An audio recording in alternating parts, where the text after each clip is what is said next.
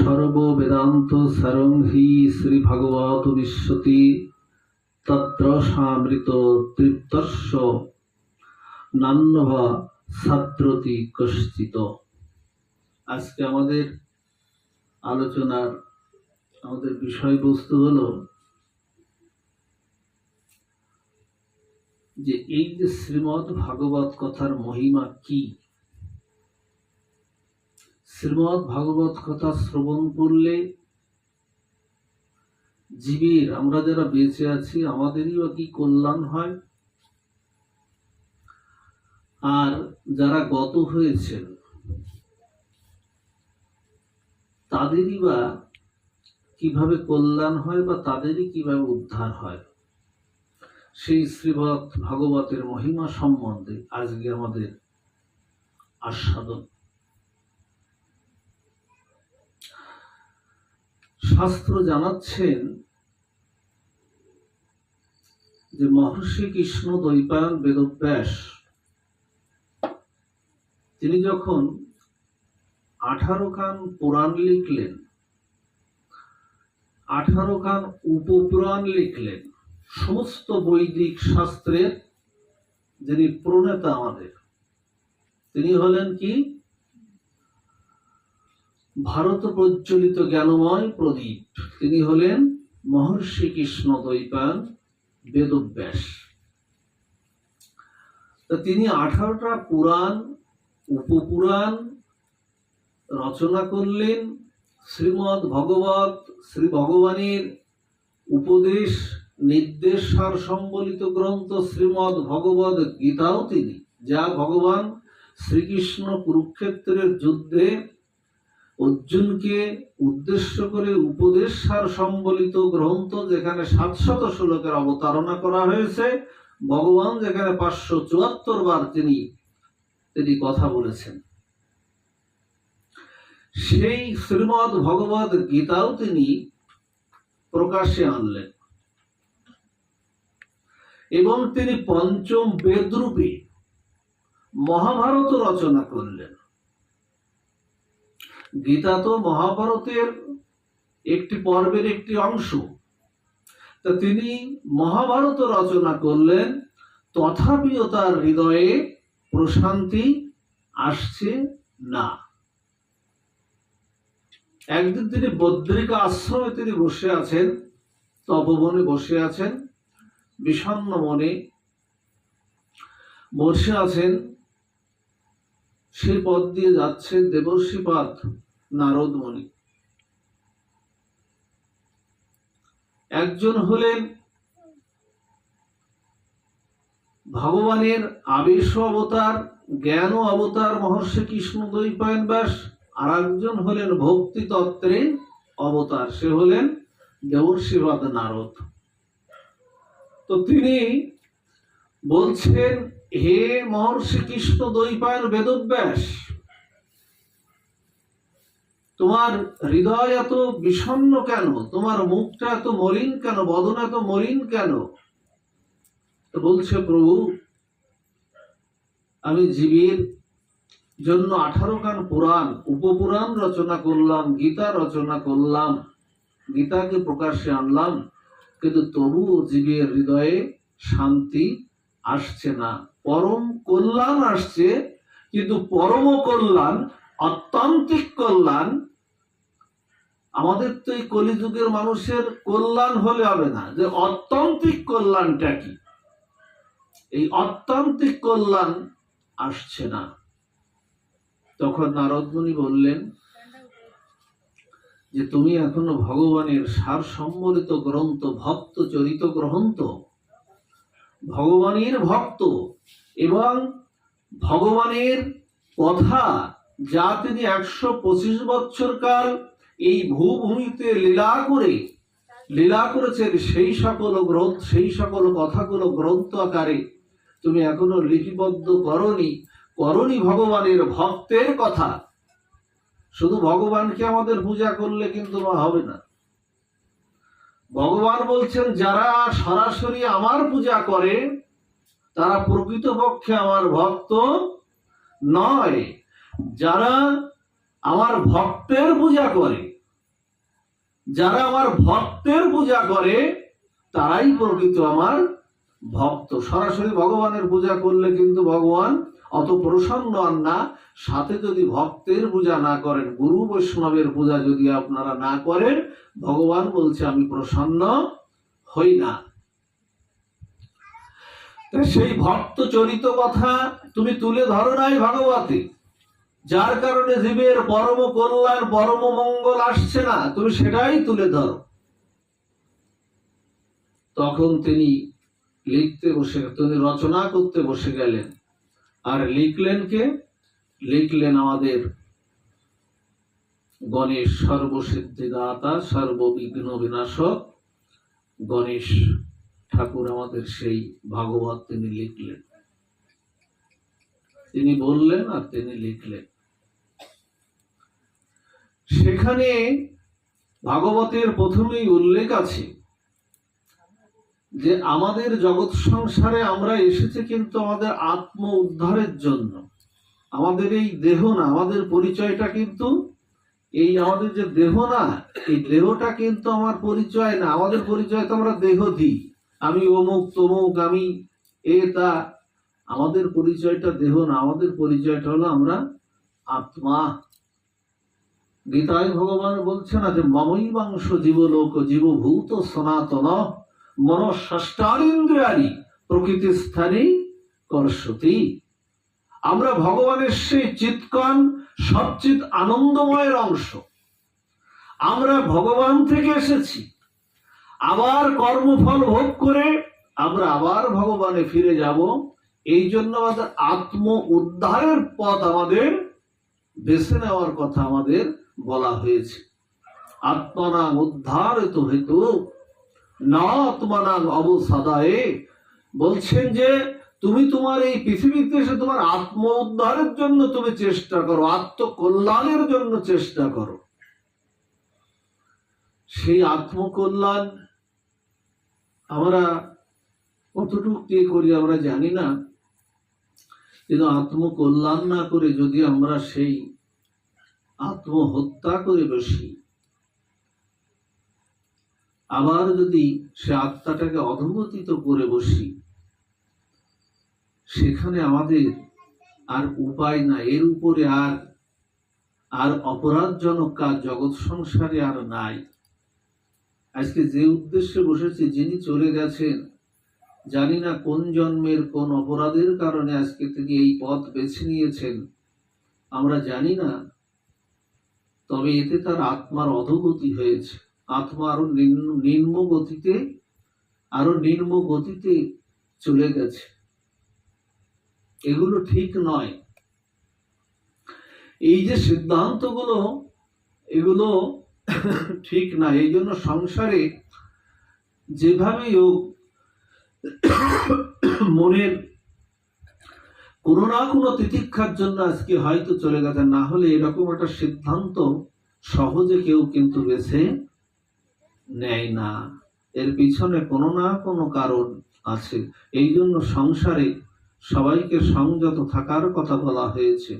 আমার ব্যবহারে, আমার আচরণের কারণে, বা আমার স্বজনের আচরণ, আমার আত্মীয় স্বজনের আচরণের কারণে যদি কেউ এরকম সিদ্ধান্তে চলে যায়, এই দায়টা কিন্তু তারও খানিকটা আসে। এখন আত্মার অধোগতি হয়েছে, এখন এর থেকে উদ্ধারের পথ কি? আত্মার অধোগতি হয়েছে বলে উদ্ধারের কি কোনো পথ নাই? অবশ্যই উদ্ধারের পথ আছে। শাস্ত্র, ভাগবত আমাদের সিদ্ধান্ত দিয়েছেন। এই যে যিনি আজকে এই পথে ধাবিত হয়েছেন, শাস্ত্র জানাচ্ছেন, আমি ভাগবত থেকে কথা বলছি, ভাগবত থেকে সেই লীলাটাই আপনাদের একটু শ্রবণ করিয়ে আমরা পাঠ বিশ্রামে যাব। ভাগবত জানাচ্ছেন এর দ্বারা কোনো শ্রাদ্ধ, কোনো তর্পণাদি, কোনো পিণ্ডদান, অন্য কোনো উপায়ে এই ব্যক্তির আত্মকল্যাণ করা সম্ভব নয়। অন্য কোনো উপায়ে শ্রাদ্ধের দ্বারাও হবে না, পিণ্ডদান করলেও হবে না, অন্য কোনো উপায়ে হবে না। ভগবানের প্রসাদ দিতে পারেন, ৪৫ দিন পরে ভগবানের ভোগ রান্না করে ভগবানকে দিয়ে তার উদ্দেশ্যে দিতে পারেন, কিন্তু শাস্ত্র বলছে কোনো উপায় এর হবে না। একমাত্র এর একটি সিদ্ধান্ত, সে হলো ভাগবত কথা শ্রবণের মাধ্যমে এই বিদেহী আত্মাকে আবার সেই নিম্ন গতির থেকে আবার অধোগতি, আবার ঊর্ধ্বগতি করা যায়। সেই জায়গাটাই আমরা একটু আলোচনা আমরা প্রয়াস রাখব। শুধু ভক্ত মন্ডলী, এরকমই একটি লীলা ভাগবত থেকে, সেই লীলাটি হলো গোকর্ণের উপাখ্যান। আমাদের ভারতবর্ষে দক্ষিণ দেশে তুঙ্গভদ্রা নদীর তীরে, খেয়াল দেবেন কথাটা, আজকের পাঠটা একটু অন্য ধরনের। দক্ষিণ দেশের তুঙ্গভদ্রা নদীর তীরে আত্মদেব নামে একজন ব্রাহ্মণ ছিলেন। সবাই একটু কর্ণেন্দ্রিয়গুলো খাড়া রাখবেন। সবাই শুনলে কি হবে জানেন, একাগ্র চিত্রে সবাই যদি এই কথার তার উদ্যোগতির জন্য আমরা চেষ্টা করছি, এখন সবাই যদি একটু মানে খুব সুন্দর করে একেবারে একান্তভাবে নিরিবিলি একটু শ্রবণ করেন, অন্যদিকে মনোনিবেশ না করে, তাহলে তার একটু আত্মকল্যাণ হয়। কারণ সে আমার স্বজন ছিলেন, আমাদের কারো না কারো আত্মীয় ছিলেন, স্বজন ছিলেন, আমাদের অনেকেরই আত্মীয় স্বজনের মধ্যে ছিলেন, বা আমার পারিবারিক অনেকের সাথে সম্পর্ক যুক্ত ছিল। এই জন্য তার আত্মকল্যাণটা আমাদের করতে হবে। সবাই কিভাবে করতে হবে? শ্রবণের দ্বারা, অন্য কোনো উপায় হবে না। নববিধা ভক্তির মধ্যে আগে কি রয়েছে? শ্রবণ, তারপরে কীর্তন, তারপরে বন্দন, অর্চন, দাস্য সখ্য, আত্মনিবেদন, এই যে নববিধা ভক্তি, তার মধ্যে প্রথমেই রয়েছে শ্রবণ। এখন এই আত্মদেব ব্রাহ্মণ ছিলেন। এই আত্মদেব ব্রাহ্মণের তার পত্নীর নাম ছিল ধুন্ধুলি। খেয়াল দিন, ধুন্ধুলি ছিল তার পত্নীর নাম। এই আত্মদেব ব্রাহ্মণ তার সঙ্গে বসবাস করতেন। গৃহে তার সম্পদের কোনো অভাব নাই, অর্থবিত্ত সম্পদের কোনো অভাব নাই, অনেক অর্থবিত্ত ধন সম্পদে তার গৃহ পরিপূর্ণ ছিল। কিন্তু তার একটি মাত্র অভাব ছিল, অভাবটা ছিল এই, তার কোনো সন্তান ছিল না। এখন একমাত্র পুত্রহীনতার যে তার দুঃখ, তিনি বহু অর্থ, গাভী, ধন সম্পদ সবাইকে দান করেছেন একটা সন্তান প্রাপ্তির জন্য, কিন্তু কোনোটাই তার সন্তানটা হয় না। তিনি চিন্তা করেন যে আমি যদি মারা যাই, পুত্র না থাকলে আমার এই উদ্ধারের ব্যবস্থা কে করবে? পুত্র ছাড়া উদ্ধার হবে? পুত্র ছাড়া উদ্ধারের ব্যবস্থা কে করবে? পুত্র ছাড়াও উদ্ধার হবে। যদি কারো পুত্র না থাকে, তার ভাইপো, ভাগ্নে, এরাও আপনার উদ্ধারের ব্যবস্থা, কারণ তারা পুত্র সম, তারাও এই উদ্ধারের ব্যবস্থা করতে পারে। এখন এই মনের দুঃখে একদিন কি করেছেন, এই আত্মদেব ব্রাহ্মণ একটি বৃক্ষতলে মনের দুঃখে তিনি বনে গমন করেছেন, মনের দুঃখে বৃক্ষতলে বসে বসে কাঁদছেন। এমন সময় সেখানে ভাগবতের লীলা মহিমা প্রকাশ হচ্ছে, তো সেখানে একজন মুনি আসলেন। সেই বৃক্ষতলে মুনি আসলেন। মুনি এসে ব্রাহ্মণের মুখে তখন তার দুঃখের কথা শ্রবণ করলেন। দুঃখের কথা শ্রবণ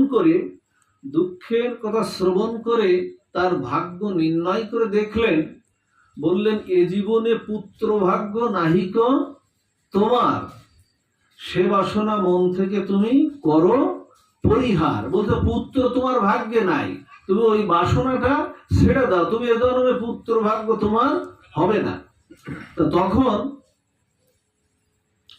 তখন ব্রাহ্মণ তখন বললেন, আমি কোনো কথাই, আমরা কিছু আসি না যে নাই তবুও দিতে হবে, ব্রাহ্মণ তখন মুনিবরকে ধরলেন, বলছে আমি কোনো কথাই আপনার শুনতে চাই না, আমার একটা পুত্র চাই। যেভাবেই হোক আপনি মুনি ঋষি, আপনি আমাকে একটা পুত্র দান করুন, কোন উপায়ে আমি পুত্র পাবো সেটা আপনি বলুন। তখন সন্ন্যাসী বললেন ভাগবতের শ্লোকে বললেন যে নবযস্যাসি সুখং পুত্রাঙ্গ যথা দৈবত্য তদ্দম অত হটেন যুক্ত হসি হাতি হার্তি নাম কিং বদম্মহম। এই শ্লোকের মর্মার্থ হলো এই, যাহার উদ্যম নষ্ট দৈবেরও দ্বারায়, মানে যা দৈবক্রমে উদয় তোমার পুত্র হবে না, সেজন জীবনে সুখ নাহি কভু পায়। বলছে দৈবের দ্বারা যেটা হবে না সেটা যদি তুমি আনতে চাও, সেটা সুখ কখনো হবে না। চিত্রগত গন্ধর্ব এরকম, ঠিক একই তত্ত্বের একটি লীলা। চিত্রগত গন্ধর্ব তিনিও এরকম পুত্রের জন্য যাগযজ্ঞ করেছিলেন, সর্বশেষ তার পুত্রের জন্য কাঁদতে হয়েছিল। ওদিকে আমরা যাচ্ছি না। তখন ব্রাহ্মণ মুনিকে এমন ভাবে ধরলেন যে কি করে আমার একটা পুত্র জন্মাবে, আপনি সে উপায় আমাকে বলে দেন। তখন বললেন, মুনি বিধান দিলেন, এ তো আর শুনবে না, এর দুঃখ তো অনিবার্য আসছে। 1 বৎসর পর্যন্ত তোমার পত্নী যদি সত্য, শৌচ, দান, দয়া, ব্রত যদি থাকে, তাহলে তোমার একটা পুত্র তোমার হবে, এবং সে নির্মল স্বভাবী জ্ঞানী হবে। এবং আমি তোমাকে এই মন্ত্রভূত একটা ফল প্রদান করলাম। এই ফলটা তুমি তোমার স্ত্রীকে তুমি খাইয়ে দেবে, তাহলেই এই মন্ত্রভূত ফলের দ্বারায় তোমার স্ত্রী যদি দান ধ্যান ব্রত ইত্যাদির দ্বারা যদি জীবন অতিবাহিত করতে পারে আগামী 1 বৎসর, তাহলে একটা পুত্র তোমার আসবে। এখন এই দ্বন্দ্বনী ছিল আত্মদেব ব্রাহ্মণের স্ত্রী, ছিল অত্যন্ত শখিনতা, সাজুগুজুতে ব্যস্ত। আছে না এরকম, আমাদের অনেক মাতাজিদের মধ্যে আছে। আমি কাউকে উদ্দেশ্য করে বলছি না। যারা দেখবেন একেবারে আয়নার সামনে নিজের একেবারে সেজেও 4-5 বার আয়নার সামনে যায়, এইরকম নিজেকে উপস্থাপন করা যায়, এইরকম কিছু আছে। সেই স্বভাব প্রকৃতির একজন ছিলেন এই দ্বন্দ্বনী। সন্তান না হলেই তার ভালো হয়। এখন যখন আত্মদেব ব্রাহ্মণ যখন বাড়িতে আসলেন, বাড়িতে এসে যখন বললেন, শোনো হে বধূ, শোনো, আমি আজকে মুনির মন্ত্রপ্রাপ্ত একটি ফল পেয়েছি। এই ফলটা যদি তুমি খেতে পারো, আর 1 বছর যদি এইসব নিয়ম কানুন গুলো পালন করতে পারো, আমাদের নির্মল এবং স্বভাবী একটি জ্ঞানী পুত্র আমাদের আসবে। খেয়াল দিন, তখন ধুন্দুলিকে যখন এই প্রস্তাব দিলেন, ধুন্দুলি চিন্তা করলেন যে এই ফল যদি আমি খাই, তাহলে আমাকে 10 মাস 10 দিন গর্ভ ধারণ করে বেড়াতে হবে। আমি ভালো ভালো কাপড় চোপড় পরতে পারবো না। গর্ভ লক্ষণ প্রকাশ হলে তো মায়েদের একটা গর্ভ লক্ষণ প্রকাশের একটা ভাব পাওয়া যায়। আমি ভালো ভালো কাপড় পরতে পারবো না, গয়নাগাটি পরতে পারবো না, আমি সাজগোজ করতে পারবো না, এই বহন করে নিয়ে বেড়াতে হবে। সুখদেব গোস্বামীপাদ তার স্ত্রী বিটিকা সেই এক গর্ভধারণ করে 16 বছর ছিলেন, আর আমিও 10 মাস 10 দিন থাকবো। উনি মনে মনে উনি নিলেন ফলটা, কিন্তু মনে মনে চিন্তা করলেন, আমি এই ফল আমি খাবো না, আমি খাবো না। সাধুরা দেখেন, জগৎ সংসারে মুনি সাধুরা দৈবের বিধান লঙ্ঘন করে দিচ্ছেন। যার পুত্র হবে না তাকেও পুত্র দান করে। সাধু কৃপা হলে জগৎ সংসারে অনেক কিছুই সম্ভব হয়, যা অন্য কোনো উপায়ে জগৎ সংসারে সম্ভব হয় না। আজকে মুনির কৃপায় সেটা হচ্ছে। তখন এই ধুন্দুলি তার বোনের সঙ্গে পরামর্শ করলো। বোন ছিল তৎকালীন সময় সে গর্ভবতী ছিল। কথাটা খেয়াল করেন, বোন ছিল গর্ভবতী, কিন্তু সে ছিল অভাবী। এই অভাবী থাকলে বোন গর্ভবতী, বোনের সঙ্গে পরামর্শ করলেন। বোন বললেন, শোন, আমি তো গর্ভবতী, তুই এই গোপন রহস্যটা কাকে বলিস না। আমি যখন সন্তান প্রসব করবো, এই সন্তানটা আমি তোকে দিয়ে দেব, আর আমার স্তন দুগ্ধ দ্বারা দিয়ে আমি এই সন্তানকে প্রতিপালন করব। তুই চিন্তা করিস না। আর তুই আমাদের এই সংসারে অভাব, তো তুই আমাদের কিছু অর্থ দিবি, যার বিনিময়ে আমরা চলতে পারি। এই অলক্ষ্যের এই গোপন কথাটা অন্য কেউ জানবে না। যখন এরকম রাজি হয়ে গেল, ধুন্দুলি রাজি হয়ে গেল যে ঠিক আছে, এই তো চাই আমি, স্বামী জানতে পারবে না। তখন ওই ফলটা তাহলে কি করা যায়, এটা তো মন্ত্রভূত ফল। তখন বলছিল যে তোদের বাড়িতে একটা বন্দা গাভী আছে, সে গাভীরও বাচ্চা টাচ্চা হয় না, ওই বন্দা গাভী আছে, ওই গাভীকে ওই ফলটা খাইয়ে দে, যদি তার একটা বাচ্চা প্রসব হয়। ওই ফলটা গোপন রহস্য গোপনই থেকে গেল, ওই ফলটা খাইয়ে দিল গাভীকে। কিন্তু বর কি ছিল, মনুষ্য হবে, একটা সন্তান হবে, মনুষ্য পুত্র হবে সন্তান।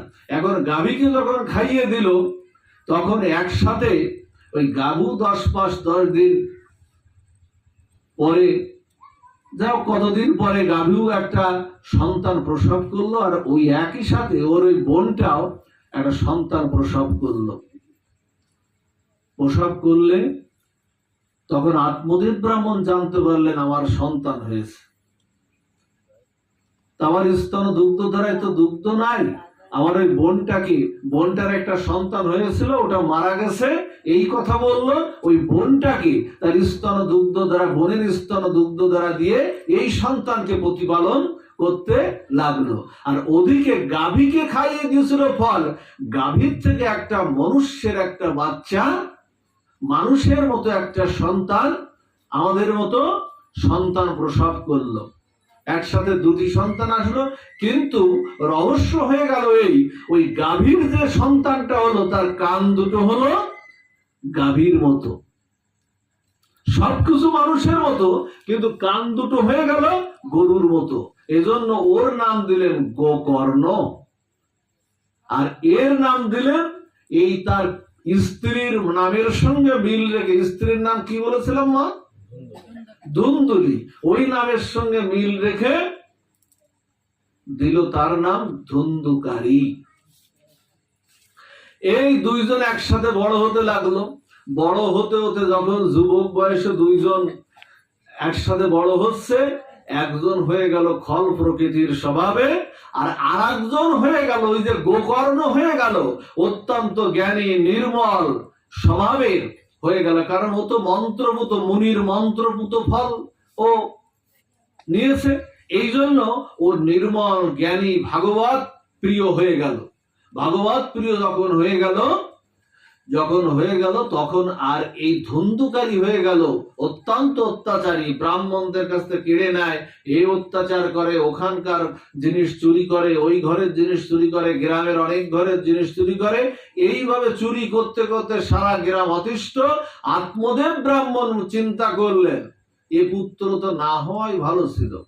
অনেকে পুত্র আমরা করি না, দেখুন অনেকে ওই পুত্রের অত্যাচারে আমরা এমনও অনেকে বলি এসছে না, পুত্র না হয় ভালো ছিল। অনেক পুত্র দেখবে পিতামাতাকে মারে পর্যন্ত, এটা আমরা দেখেছি সামনে, এখনই ঘটছে অনেক আশপাশে। পুত্রের হাতে পিতা পর্যদস্ত হচ্ছে, অত্যাচারিত হচ্ছে, যার কারণে পৃথিবীর মুখটা আমি দেখতে পাচ্ছি, সেই আজকে অত্যাচারিত হচ্ছে। এমন পুত্র না হওয়ার সে না হওয়াই ভালো।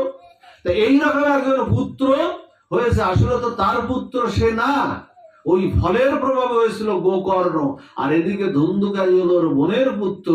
এইভাবে খল স্বভাবের হতে হতে আত্মদেব ব্রাহ্মণ এমন অত্যাচারিত হলেন, পিতাকেও পর্যন্ত মারতে আসে। একদিন কি করলেন, মনের দুঃখে গোকর্ণকে বললেন, গোকর্ণ কিন্তু সাধু স্বভাবের হয়ে গেছে, গাভীর থেকে যে সন্তানটা হয়েছিল ওটা কিন্তু সাধু স্বভাবের হয়ে গেছে, মুনির বর প্রাপ্ত। এখন সাধু স্বভাব গোকর্ণ তখন পিতাকে আদেশ দিলেন, পিতা সংসারের মায়া তুমি ছেড়ে দাও। বলছেন কার পুত্র কার ধন অসার সংসারে, দুঃখে অহর্নিশি মাত্র পরিতাপ করে। আসলে এই সংসারে আমরা কার পুত্র, কার পিতা, কে কার পুত্র, কে কার আমরা পিতা, এই ভাবটা, যদিও মায়া এরকম ভাবটা আমাদের জানতে দেয় না, তবু আমাদের এই চিন্তাটা কিছুটা হৃদয়ের মধ্যে আমাদের আসতে হবে, প্রতিপালন করতে হবে। পিতা যেমন পুত্রকে প্রতিপালন করবে, স্ত্রী পুত্রকে প্রতিপালন করবে, তেমনি পুত্র পিতাকে প্রতিপালন করবে। কিন্তু সবচেয়ে আমাদের ভজনাটা করতে হবে আমাদের পরম পিতার ভজনটা, সেই জায়গাটাই বলছে কার পুত্র কার ধন অসার সংসারে, দুঃখে অহর্নিশি মাত্র পরিতাপ করে। তাই বলছেন হে পিতা, এই পাঞ্চভৌতিক এই প্রপঞ্চময় সংসারে, এই পাঞ্চভৌতিক আমাদের দেহ, পঞ্চভূতে আমাদের এই দেহটা তো গড়া, ক্ষিতি অপ্তেশ মরুদ্বম, এই পঞ্চভূতে গড়া না, এই পঞ্চভূতে এই দেহটা গড়া একদিন বিনাশ প্রাপ্ত হবে। তুমি দুঃখ পেও না পিতা, তুমি এখন সবকিছু ছেড়ে, সংসার ছেড়ে তুমি বনে গমন করে সাধু সঙ্গ করো, সাধু সঙ্গে হরি কথা শ্রবণ করে তুমি ভগবানের চরণ প্রাপ্ত হও। এই বলে তখন ওই বাবাকে, গোকর্ণ তার বাবাকে, আত্মদেব ব্রাহ্মণকে বনে পাঠিয়ে দিলেন। বনে পাঠিয়ে আত্মদেব ব্রাহ্মণ এই ছেলের কথায়, দেখুন সাধু মহন্ত যদি সংসারে যদি একজন কৃষ্ণ ভক্ত হয়, একজন কৃষ্ণ ভক্ত যদি সংসারে হয়, তার 21 পুরুষ উদ্ধার এমনি একজন ভক্ত করে নিয়ে যাবে। যদি একজন কৃষ্ণ ভক্ত আপনি সংসারে যদি আসতে পারে, বা যদি তার সেই দিকে ধাবিত, আমরা তো সেই দিকে ধাবিত করি না, আমরা ভাবি কৃষ্ণ ভক্ত হলেই চলে যাবে, আমাদের ছেড়ে দেখবে কে? আরে বাবা, থাকতেও তো দেখছে না অনেকে, ডাক্তার ইঞ্জিনিয়ার বানাচ্ছি, প্রফেসর বানাচ্ছি, থাকতেও তো দেখছে না। এমন তো হয়েছে, ও যার গতি সেখানে সে চলে যাবে, চিন্তা করে লাভ নাই। 21 পুরুষ উদ্ধার হয়ে যায় একজন কৃষ্ণ ভক্ত। প্রহ্লাদ এদের নৃসিংহব্রত আপনার বুধবারে, আগামী বুধবারে, ভগবান ভক্তবৎসল ভগবান বিপদ ভঞ্জনারী মধুসূদন নৃসিংহ ভগবান, সেই নৃসিংহ ভগবান অবতীর্ণ হয়েছিলেন। প্রহ্লাদ অসুর কুলে জন্মগ্রহণ করেছিলেন একজন কৃষ্ণ ভক্ত, সে হলেন প্রহ্লাদ, যে কয়াদুর গর্ভে, মায়ের গর্ভে ভাগবত শ্রবণ করেছিলেন, এবং অসুর কুলে এই কৃষ্ণ ভক্তের জন্ম হয়েছিল। যে অসুর কুলে কৃষ্ণ ভক্তের জন্ম হওয়ার সাথে সাথে ভগবান নৃসিংহ দেব, ভগবান নারায়ণকে, শঙ্খ চক্র গদা পদ্মধানী নারায়ণকে, ওই অসুর কুলে কৃষ্ণ ভক্তকে উদ্ধার করার জন্য বৈকুণ্ঠ থেকে এই ভূভূমিতে সেই খাম্বার মধ্যে, স্তম্ভের মধ্যে অবতীর্ণ হতে হয়েছিল। কত বড় কৃষ্ণ ভক্ত! হিরণ্যকশিপু বলেছিল না, কত কিছু দিয়ে মারার চেষ্টা করলো, হাতির সুরে উঠালো, বিষ দিল, সর্পের মধ্যে ফেললো, পাথরের মধ্যে ফেললো, কোনো তাই কৃষ্ণ ভক্তকে মারতে পারল না। গীতায় কি বলেছে, যে কন্তপতি জানিহি নমে ভক্ত প্রণশ্যতি। হে অর্জুন, তুমি জগৎ সংসারে ঘোষণা করে দাও, আমার ভক্তের কখনো পতন হয় না, আমার ভক্তের লয় নাই, ক্ষয় নাই, ধ্বংস নাই, ভক্ত নিত্য অব্যয় অক্ষয়, আমি নিজেই তাকে রক্ষা করি। এই জন্য যখন অবতীর্ণ হলেন ভগবান নৃসিংহদেব, যখন অবতীর্ণ হলেন, অবতীর্ণ হওয়ার পরে হিরণ্যকশিপু বলছে কি, প্রহ্লাদ বলছে তোর কৃষ্ণ ভগবান কি সব বলছে যে কৃষ্ণ সব জায়গায়, সর্বখলিদম ব্রহ্ম, বলছেন যেখানে তাকাবে, যাহা যাহা নেত্র পড়ে, তাহা তাহা কৃষ্ণ স্ফুরে। যাদের চোখটা অপ্রাকৃত হয়েছে, তারা দেখবেন একটা কুকুরের মধ্যেও ভগবান দর্শন করে। একটা কুকুরের মধ্যে ভগবান, একটা পিপিলিকার মধ্যে ভগবান দর্শন করে। এই জন্য চৈতন্য চরিতামৃত বলছে, ব্রাহ্মণ চণ্ডাল কুকুরান্ত করি, দণ্ডভেদ করিবে বহু মান্য করি। ওর মধ্যে, আমার মধ্যে যখন ভগবানের সবচেয়ে আনন্দময় সত্তা, একটা কুকুরের মধ্যেও সেই সত্তাটি বিরাজমান আছে। তখন বললেন যে প্রভু সব জায়গায় আছে, আসমান আলো অনিলে চির নভ নিলে, হ্যাঁ, আসো বিটবিলতায় জলদের শশী, হ্যাঁ, শশী তারকার, আমার পুরো মনে নাই, সব জায়গায়, কোথায় নাই কৃষ্ণ। তা বলছে তোর এই স্তম্ভের মধ্যে আছে, বড় একটা স্তম্ভ খাম্বা, তোর স্তম্ভের মধ্যে তোর ভগবান আছে। তোদের ভগবান কৃপা করলে ওখানেও আছে। প্রহ্লাদ 5 বছরের প্রহ্লাদ বোধ ওখানেও আছে। তখন বলছে দেখি কেমন তোর আছে। তখন ওই সেই না, ওই প্রহ্লাদ যখন, এই প্রহ্লাদ হিরণ্যকশিপু যখন তরবারি দিয়ে যখন সেই খাম্বাকে যখন ভাঙতে গেছে, ওর মধ্যে ভগবান অর্ধেক নর অর্ধেক সিংহ, বিপদ ভঞ্জনাদি মধুসূদন, নিখিল ব্রহ্মাণ্ডের অধিপতি ভগবান নৃসিংহদেব আবির্ভূত হলেন। আবির্ভূত হয়ে ভক্তকে উদ্ধার করলেন, হিরণ্যকশিপুকে বধ করলেন। বধ করে না, সংক্ষিপ্ত বলছি, বধ করে যখন হিরণ্যকশিপুকে বধ করে যখন প্রহ্লাদকে নিয়ে ভগবান নৃসিংহদেব যখন লেহন করছেন, লেহন মানে কি, ভক্তের শরীর চাটছেন। লেহন মানে আদর করা, ভক্তের শরীর চাটছেন। বলছে প্রভু তুমি আমার শরীর চাটছ, আমি অসুর কুলে। বলছে কি, ভগবান নৃসিংহদেব বলছে, হ্যাঁ রে, তুই তো তোর মায়ের গর্ভ থেকে আবির্ভূত হয়েছিস, বাৎসল্য রসে বাৎসল্য প্রেমে তুই আবির্ভূত হয়েছিস, কিন্তু দেখ আমি ভগবান মায়ের গর্ভ থেকে আসতে পারি নাই। তাই ওই বাৎসল্য রস আর বাৎসল্য প্রেমের কাছে আমি লোভী, আমার বড় লোভ। এই জন্য তোর কাছ থেকে আমি সেই বাৎসল্য রসটা, আমি তো খাম্বার মধ্যে থেকে আবির্ভূত হয়েছে তোকে রক্ষা করার জন্য।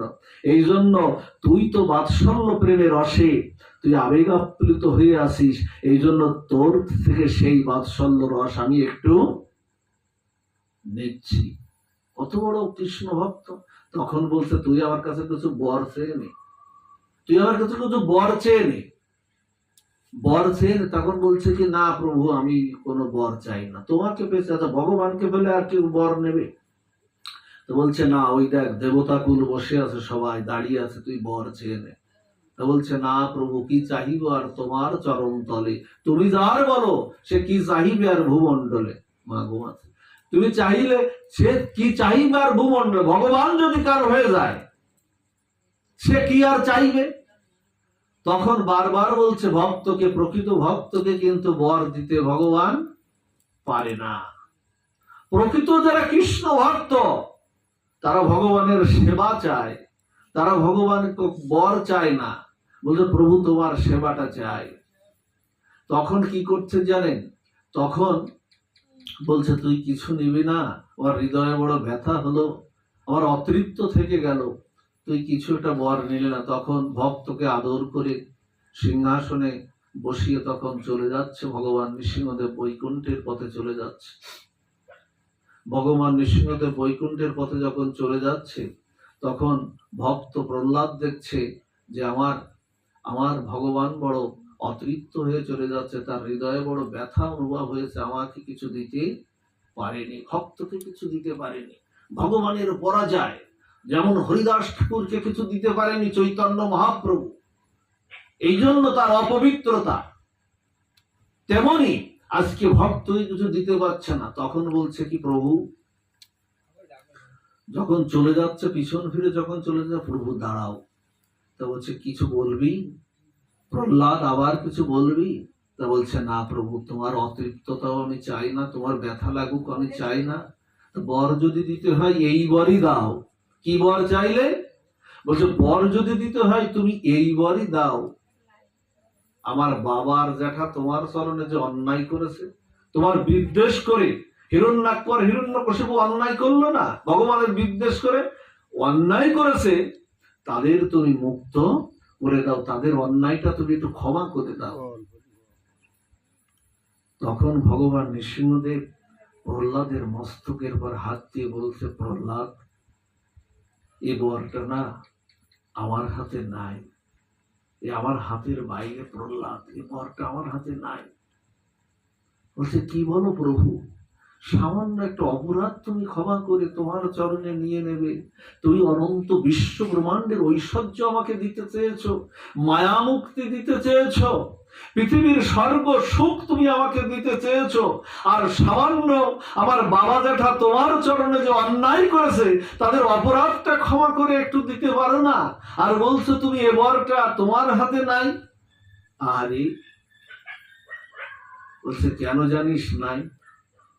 বলছে কেন প্রভু? তা বলছে যে বংশে তোর মতো কৃষ্ণ ভক্ত, যে বংশে তোর মতো প্রহ্লাদ, তোর মতো কৃষ্ণ ভক্ত অসুর কুলে হোক আর দেব কুলে হোক আর মনুষ্য কুলে হোক, যে বংশে তোর মতো কৃষ্ণ ভক্ত জন্মগ্রহণ করে, সেই বংশের 21 কুলকে আমি এমনি উদ্ধার করে নিয়ে গোবিন্দ চরণে আমি আমার চরণে 21 কুলকে উদ্ধার করে নিই একজন কৃষ্ণ ভক্ত। হয় না? এই জন্য উদ্ধার হতে গেলে কৃষ্ণ ভক্ত চাই। কৃষ্ণ ভক্ত ছাড়া আপনাকে উদ্ধার করতে পারবে না। তাই গোকর্ণ আজকে একজন কৃষ্ণ ভক্ত, ভগবত ভক্ত। আর ভগবানকে কিছু চাওয়া পাওয়ার কিছু নাই। গোকর্ণ কি করলেন? বাবাকে পাঠালেন। বাবা বৈরাগ্য অবলম্বন করে বহুদিন যাবৎ কৃষ্ণ কথা সাধু সঙ্গে সেই কৃষ্ণ কথা সদাং প্রসঙ্গ নাম, সেই কৃষ্ণ কথা শ্রবণ করে একদিন ভগবানের চরণে চলে গেলেন ওই আত্মদেব ব্রাহ্মণ। এইবার শুনুন, এইবার সেই জায়গাটা যার জন্য আপনারা প্রার্থনায় বসেছেন। এখন বাবাকে পাঠিয়ে দিয়ে এই যে গোকর্ণ তিনি চলে গেলেন কোথায়? খেয়াল রাখবেন, কথাটা খেয়াল না রাখলে কিন্তু আনন্দ পাবেন না। এই গোকর্ণ চলে গেলেন কোথায়? বিভিন্ন তীর্থ পর্যটনে উনি চলে গেলেন। আর এই যে অসৎ অস্বভাবের কে ছিল? অস্বভাবের ধুন্ধুকারী। এই ধুন্ধুকারী থেকে গেল বাড়িতে, নিয়মিত 4-5টা বিয়ে করলো, নানান খারাপ জায়গায় তার যাতায়াত, আর ব্রাহ্মণের ধন অপহরণ, কারো বাড়িতে চুরি ডাকাতি, নানান কিছু করে তার জীবিকা নির্বাহ করতে লাগলো। 5জন পতিতার সঙ্গে তার দিন যাপন করতে লাগলো। একদিন রাজা জমিদারের বাড়িতে ডাকাতি, জমিদারের বাড়িতে চুরি করলো, প্রচুর পরিমাণে অর্থ সম্পদ চুরি করে আনলো, গয়না কাটে চুরি করে আনলো, এনে ওই 5জনকে দিল। আমাদের অনেকে আমরা বাবারা আছি না, যে মায়েদের খুশি করার জন্য এইরকম গয়না টয়না এনে দিই, স্বামী হ্যাঁ সে কত আমাকে ভালোবাসবে, কত আদর করবে, এই ভাবটা অনেকের আছে। ঠিক ওই রকম ওরা খুশি হবে, চুরি করে এনে সমস্ত সবাইকে গয়নাকাটি পরাচ্ছে। যখন এমন করে গয়নাকাটি পরাচ্ছেন, ওরা সংবাদ পেয়েছে যে জমিদারের বাড়ির থেকে এ চুরি করে এনেছে। কাল সকালে যদি জমিদার খবর পেয়ে যায়, দেখবেন অসতের সঙ্গে বসবাস করলে কি হয়, কাল সকালে যদি জমিদার খবর পেয়ে যায়, তাহলে ওকে তো একেবারে ওর মৃত্যু অনিবার্য, আর সেই সাথে আমাদেরও একেবারে শেষ। তখন ওরা 5জন কি করলো জানেন? যে 5জন পতিতার সঙ্গে বসবাস করত, ওরা 5জন চিন্তা করলেন, শোনো, আমরা একে আজকে রাত্রে হত্যা করব। কাকে? ধুন্ধুকারীকে। একে রাত্রে হত্যা করব। একে রাত্রে হত্যা করে এই গয়নাগাড়ি যা আছে অর্থ সম্পদ নিয়ে আমরা পলায়ন করব। না হলে বিপদ ওরও আসবে, আমাদের আসবে। কি করলো? গলার মধ্যে ফাঁস দিয়ে দিল। রাত্রে 5জন যুক্তি করে গলায় ফাঁস দিয়ে এবং মুখের মধ্যে এত পাপ করেছে যে মৃত্যুটাও হচ্ছে না, মুখের মধ্যে জ্বলন্ত অগ্নিকাষ্ঠ মুখের মধ্যে দিয়ে, আর গলায় ফাঁস দিয়ে, যেটাকে আমরা গলায় দড়ি বলি, এই গলায় ফাঁস দিয়ে আত্মহত্যার দিকে নিয়ে গেল। আত্মহত্যাকে নিয়ে গেল ঘরের মধ্যে একটি জায়গায়, বাইরে প্রচার হয়ে যাবে এই চিন্তায় ওই ঘরের মধ্যে একটি জায়গায় মাটি খুঁড়ে ওর মধ্যে সমাধিস্থ করে রাখলো। সমাধিস্থ করে রাখলে এটা আর কিন্তু কেউ জানলো না। যখন এটা জানলো না, তখন একটা প্রচার হয়ে গেল যে ধন্দুকারী মারা গেছে, ওরাও নিয়ে চলে গেছে। এই সংবাদ কোথায় পৌঁছলো? ওর আত্মা কিন্তু উদ্ধার হলো না, আত্মা কিন্তু ঘুরে বেড়ায়। এই যে আমাদের শ্রাদ্ধ তর্পণাদি আমাদের যা আছে না, দেখবেন 11 দিন পর্যন্ত ওই আত্মা কিন্তু আমাদের ঘুরে বেড়ায়। ওই যে দেখবেন ওই যে জলটা দেয় না, দুধ জল যেটা দেয় না, ক্ষীর জল দেয় না, ওই দিলে ওখানে একটা শ্লোক আছে, শ্লোক বলে, কি শ্লোক সেটা? আকাশস্থ নিরালম্ব বায়ুর্ভূত নিরাশ্রয় ইদং নির ইদং ক্ষীর মাতৃদেব বা পিতৃদেব ভব। সে মা মরুক আর বাবা মরুক, তার মানে কি? আকাশস্থ নিরালম্ব বায়ুর্ভূত নিরাশ্রয়, তার মানে তুমি আকাশে থাকো, বায়ুতে থাকো, আশ্রয়ে থাকো বা নিরাশ্রয়ে থাকো, তুমি আমার হাতের এই দুধ জল, এই ক্ষীর পেয়ে তুমি তোমার আত্মাটা পরিতৃপ্ত করো। এই তো এই শ্লোকের মর্মার্থতেই। তখন কি হলো? ওর আত্মাটা উদ্ধার হলো না। যখন একজন সৎ পুত্রের হাতে কৃষ্ণ ভক্ত বা কোন শ্রাদ্ধ তর্পণা দেওয়া যায়, তার আত্মার ঊর্ধ্বগতি করা যায়। আমাদের যে শ্রাদ্ধ তর্পণাদি আছে, এর মাধ্যমে আমরা স্বর্গ পর্যন্ত পাঠাতে পারি। আমরা যে স্বভাবতই যে শ্রাদ্ধটা ব্রাহ্মণ ডেকে আমরা শ্রাদ্ধ করি, এর দ্বারা কি হয়? এর দ্বারা আমরা বৈকুণ্ঠের পথে তাকে ধাবিত করতে পারি না, এর দ্বারা আমরা স্বর্গ পর্যন্ত পাঠাতে পারি। তো স্বর্গে গেলে আবার ফিরে আসতে হবে পৃথিবীতে। দেখবেন ব্রাহ্মণ ঠাকুরটা মন্ত্র পড়ে দেখবেন, খেয়াল করে, অনেকে মনে থাকে ভূত প্রেত দৈত্য দানব কবু কবু কবুকে কবু কবু গোত্র কবু কবু কবুকে স্বকর্মাণি স্বর্গপীতি কামনার্থে পিণ্ড দান যথার্থ। তারপরে কি বললো? আমার বাবা ভূত ছিল কি মা ভূত ছিল, প্রেত ছিল, দৈত্য ছিল কি দানব ছিল, আমি তো তা জানি না। আমার এই পিণ্ড দানের মাধ্যমে সৎকর্মাণি স্বর্গপীতি কামনার্থে পিণ্ড দান যথার্থ। এই আছে ব্রাহ্মণ ঠাকুরের মন্ত্র। তাতে কি হচ্ছে? কোন জায়গা কামনা করলো? স্বর্গপ্রীতি কামনা করলো। আর এমনি যদি বৈষ্ণবীয় শ্রাদ্ধ হয়, সেখানে কামনা হয় বৈকুণ্ঠ বা গোলক বৃন্দাবন, যা আমরা মৃত্যুর সময় যেটা বলি যে দহে সর্বগাত্রাণি দিব্যানু লোকেন সব গচ্ছতি। তার মানে দিব্যলোক প্রাপ্ত। দিব্যলোক মানে কি? গোলক বৃন্দাবন বৈকুণ্ঠ ধাম, এই ধাম গুলোকে বলে দিব্যলোক। ওই পথে তাকে ঠেলে দিয়া। আর এই যে আমাদের যে ব্রাহ্মণ দ্বারায় আমরা যে শ্রাদ্ধ পিণ্ডদান আমরা করি, এর দ্বারা আমাদের কি হয়? এর দ্বারা আমাদের স্বর্গ পর্যন্ত আমরা পাঠাতে পারি, কিন্তু আবার ফিরে আসতে হয়। 11 দিন পর্যন্ত আমরা নিরামিষ খেলাম, সবকিছু করলাম, আবার খেয়ে আবার মাছ খাওয়ালাম। তাহলে 11 দিন পর্যন্ত এই নিরামিষ খাওয়ার অর্থটা কি? এই জন্য আমাদের এই শ্রাদ্ধ তর্পণাদের এই বিষয়টা আমাদের একটু পাল্টাতে হবে। ভগবানের প্রসাদ দিয়ে এইগুলো করতে হবে। আজকাল দেখো শ্রাদ্ধ নেমন্তন্ন করলে, বাসের শ্রাদ্ধ নেমন্তন্ন করলে, ভোজের নেমন্তন্ন করলে অনেকে যায় না, এগুলো অনেকের সহ্য হয় না, এগুলো যায় না। তা যাও, এই গোকর্ণ যখন তীর্থভ্রমণে তখন জানতে পারলো তার ভাই ধন্দুকারী মারা গেছে। মারা যখন গেছে, তখন উনি কি করলো?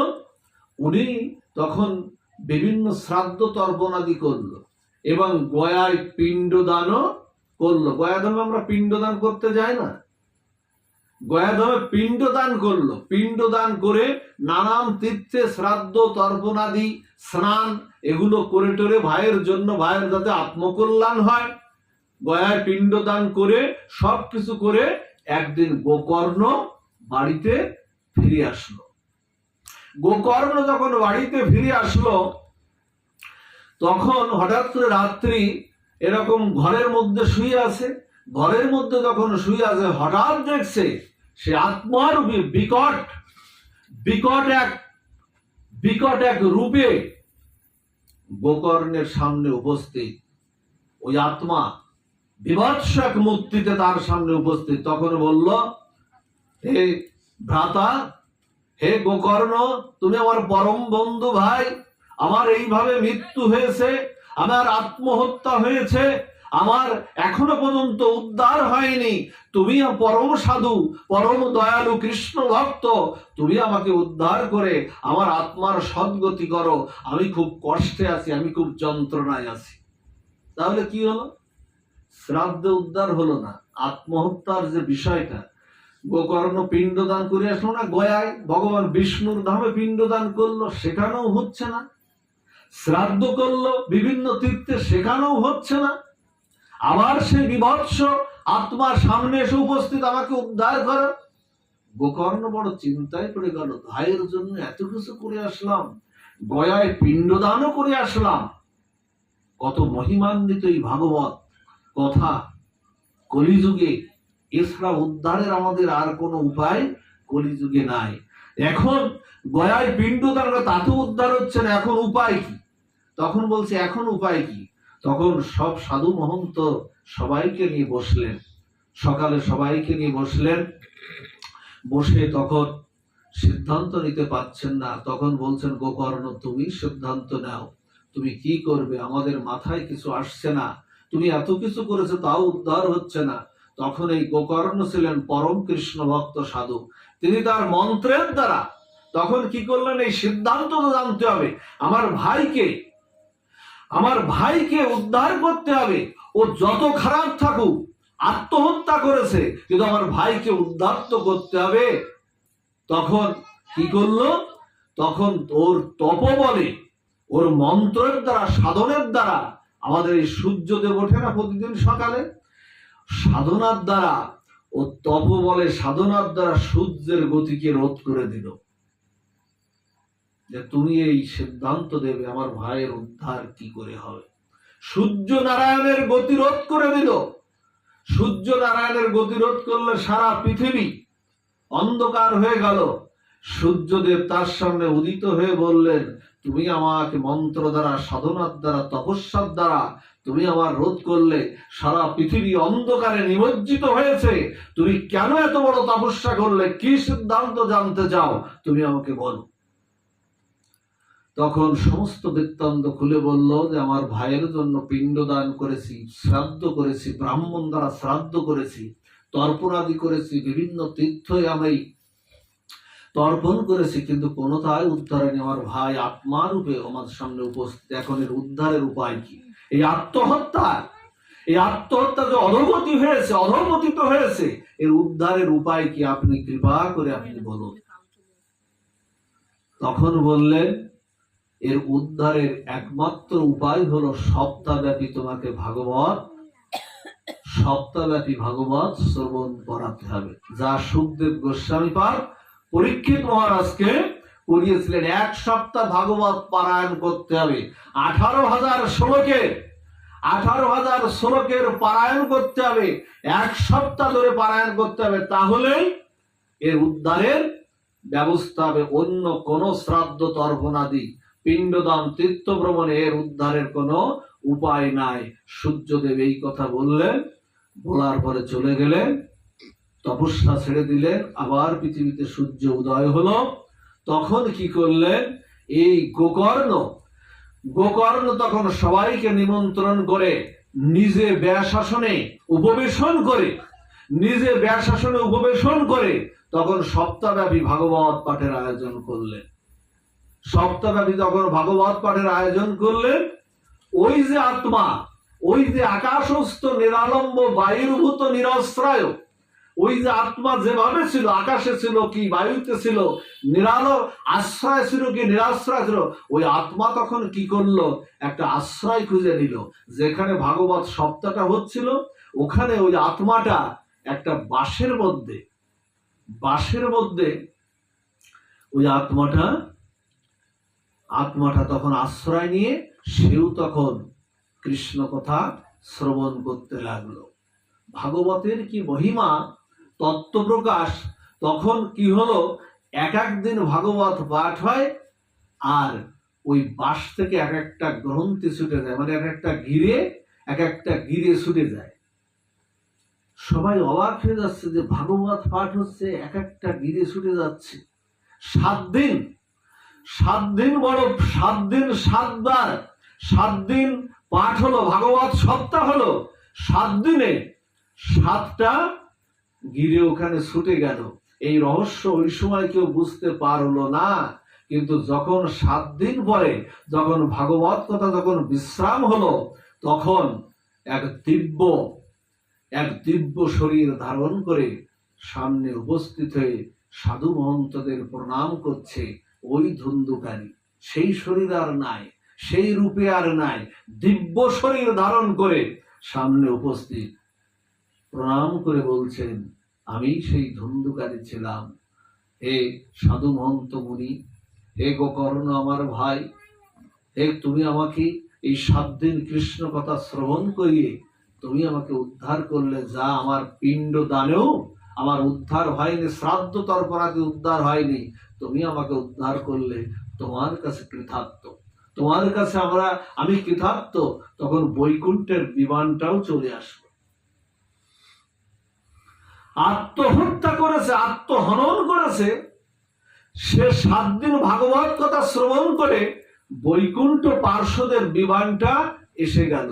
তখন বলছে কি জানেন, তখন ওখানে যারা শ্রবণ করছিল তা বলতে, শ্রবণ তো এখানে সবাই করলো, ও আত্মারূপী শ্রবণ করলো, আর আমরা সশরীরে শ্রবণ করলাম, আমাদের কারোর জন্য বৈকুণ্ঠের বিমান আসলো না, ওর জন্য এসে গেল, ওর জন্য। তখন বৈকুণ্ঠ দূতরা বলছেন যে শ্রবণের বড় তারতম্য রয়েছে। এই যে আমরা এখানে ভাগবত আমরা শ্রবণ করছি না, যারা শ্রবণ করতে, সবাই কি শ্রবণ ঠিক মতো করে? দেখবেন নানান দিকে চিন্তা ভাবনা, ব্যবসা বাণিজ্য, নানা তা অমুক চিন্তা, সবাই কিন্তু ঠিক মতো শ্রবণ কিন্তু করে না। বলতে শ্রবণের তারতম্য রয়েছে। আজকে ওই আত্মা কোনো কিছু গ্রহণ না করে 7 দিন উপবাসী থেকে অত্যন্ত সুন্দর করে মনোনিবেশ করে শ্রবণ করেছে, যার কারণে এই ভাগবত কথা শ্রবণ করে তার উদ্ধার হয়েছে। আর শ্রবণের যদি বৈষম্য না থাকে, শ্রবণ যদি ঠিক মতো থাকে, তাহলে সবার এইভাবে উদ্ধার হবে। জানেন শ্রবণ কেমন? জানেন, আমাদের একজন ভাগবত বক্তা, পাঠ বিশ্রামে চলে যাচ্ছি, আমাদের এই ভাগবত বক্তা ভাগবত পাঠ করছেন, তার এইরকম দাড়ি আছে মুখে। খেয়াল করুন আমরা কেমন শ্রবণ করি। এইরকম মুখে দাড়ি, বয়স্ক মুনি একজন দাড়ি পাঠ করছেন। পাঠ করতে করতে পাশে একজন মা, মধ্যবয়সী কি তার একটু বেশি, এই মা কাঁদছে, পাশে এইরকম বসে বসে কাঁদছেন। তো এখন একজন বলছে কি যে, তুমি মা এরকম কাঁদছো কেন? ভাগবত বক্তা যে কথা বলছে সে কথা তো কোনো আবেগের কথা না, বা কান্না হওয়ার মতো কোনো কথা না, তা তুমি এরকম কাঁদছো কেন? কান্নার কথা তো আসতে হবে, ভাগবতে সব কথায় কি কান্না আসে? এখন কান্নার তো কথা না, তা বলছে মা তুমি এরকম কাঁদছো কেন? তখন সেই মা বলছে কি জানেন, সেই মা বলছে, ওই যে ছাগলের যেমন ওই ঋষির যেমন ওই যে সাধুর যেমন দাঁড়িয়ে আছে, ওনার একটা ছাগল ছিল, সেই ছাগলের কয়টা দাড়ি ছিল মুখে, ছাগলেরও দাড়ি ছিল। এখন ওনার ওই ভাগবত বক্তা দাড়ি নাড়াচ্ছেন আর কৃষ্ণ কথা বলছেন, আর ওনার এই ছাগলটা গেছে মারা। তখন উনি ওই ছাগলটার কথা মনে পড়েছিলেন, আমার ছাগলটাও এরকম ছিল, তার জন্য কান্না পাচ্ছে। তা এইরকম শ্রবণ করলে তো বৈকুণ্ঠের বিমান কেন, কোথাকার বিমান যে সে আমাদের নিয়ে যাবে তার কোনো ঠিক নাই। বৈকুণ্ঠের বিমান আসলো, দিব্য রথে করে ধুন্ধুকারী চলে গেলেন। ওখানে প্রশ্ন হলো, যে ভাগবত পাঠ করলো, যে শ্রবণ করলো, সে চলে গেল, আর যে পাঠ করলো তার জন্য বৈকুণ্ঠ দূতদের কাছে জিজ্ঞাসা করলেন ওখানে শ্রোতারা। তখন বলছেন, যিনি পাঠ করলেন সেই গোকর্ণের জন্য আমরা আসলে হবে না, সেই গোকর্ণের জন্য আমরা বৈকুণ্ঠ দূতরা আসলে হবে না, সেই গোকর্ণের জন্য আসবে স্বয়ং শঙ্খ চক্র গদা পদ্মধারী। কারণ সমানে সমানে মিল না হলে তো হবে না, স্বয়ং আমরা তো ভগবানের দূত, আর যিনি প্রবক্তা যে গোকর্ণ উদ্ধার করলেন বা আপনাদের উদ্ধারের ব্যবস্থা করে দিলেন, ওই পথে নামিয়ে দিলেন, আর তার জন্য আসবে স্বয়ং নারায়ণ, বৈকুণ্ঠের রথ নিয়ে আসবে। আবার 6 মাস পরে আবার 6 মাস পরে সপ্তাহব্যাপী ভাগবত পাঠের আয়োজন হলো। সেই সপ্তাহব্যাপী ভাগবত পাঠ হলো। ভাগবত পাঠ শেষে গোকর্ণের জন্য স্বয়ং শঙ্খ চক্র গদা পদ্মধারী নারায়ণ সেই রথ নিয়ে গোকর্ণকে উদ্ধার করে নিয়ে সেই চতুর্ভুজ মূর্তি ধারণ করে উদ্ধার করে নিয়ে বৈকুণ্ঠে চলে গেল। এই হলো মা ভাগবত কথা। তো যা হোক, বিদেহী আত্মার কল্যাণ হোক, এছাড়া আমাদের আর সিদ্ধান্ত নাই। এই মাতাজি যিনি দেহ রেখেছেন, এছাড়া আর কোনো সিদ্ধান্ত আর নাই। অন্য কোনো উপায়ের উদ্ধার হবে না। আজকে অন্ততপক্ষে ভাগবত থেকে এটুকু আমরা বলতে পারি, এই গোকর্ণের উপাখ্যান এবং ভাগবতের সিদ্ধান্ত অনুযায়ী এটুকু আমরা বলতে পারি, এর মাধ্যম দিয়ে ওনার যে আত্মা যে আত্মহত্যার কারণে অধোগতি হয়েছে, নির্মগতি হয়েছে, ভগবান এই লীলা পাঠ করার মধ্য দিয়ে, এই ভক্তদের এই শ্রবণের মধ্য দিয়ে ভাগবতের এই সিদ্ধান্তের পরিপ্রেক্ষিতে এটা বলতে পারি, ওনার আত্মকল্যাণ অবশ্যই হবে, ওনার উদ্যোগতি অবশ্যই হবে।